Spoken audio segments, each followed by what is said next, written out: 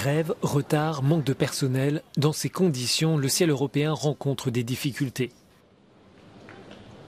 Daniel fait partie de ces victimes en Belgique. Son déplacement, au début du mois à Vérone en Italie, s'est transformé en cauchemar lorsque son vol a été annulé sans la moindre explication. Le 7 juin, on a appris par mail que l'avion du 8 juin était annulé. Donc la seule solution proposée était qu'il y avait une possibilité de s'inscrire dans l'avion qui partait le 10 juin. Donc 2 jours après, donc on a demandé à la logeuse, donc on est dans un Airbnb, s'il y a un moyen de prolonger.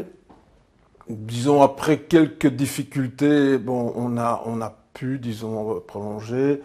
Bon, pas avec le même prix qu'on avait eu, bien sûr, voilà. C'était Ryanair, on n'a pas eu d'explication, on a essayé de communiquer avec eux par mail, disons par téléphone, aucune réponse, rien du tout, quoi, non. À l'instar de nombreux passagers, Daniel réclame désormais des compensations pour les coûts engendrés par ces difficultés. Selon les règles européennes, si un vol est annulé, la compagnie doit soit effectuer un remboursement ou reprogrammer un vol, même s'il s'agit d'un autre transporteur, ou alors il est possible de demander une indemnisation supplémentaire et obtenir des frais d'hébergement le cas échéant. Mais les organisations de défense des droits des consommateurs soulignent que les compagnies communiquent peu sur ces possibilités.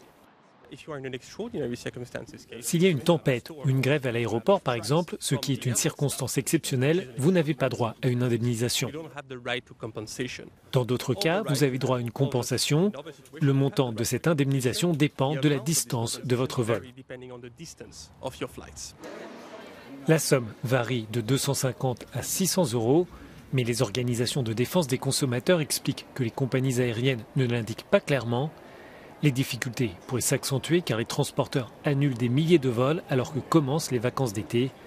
Les passagers doivent donc conserver toutes leurs factures et faire valoir leurs droits auprès des transporteurs.